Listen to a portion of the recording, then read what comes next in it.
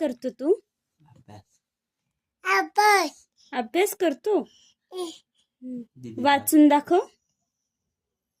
काय लिहिले दीदीनी? दीदीने लिहिलं. काय लिहिलं? काय? पेनाने लिहिलं. हा, अच्छा. काय लिहिलं? वाच ना. वाचून दाखव.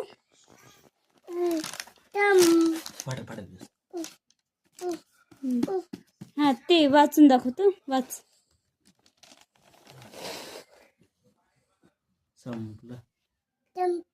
संपलं.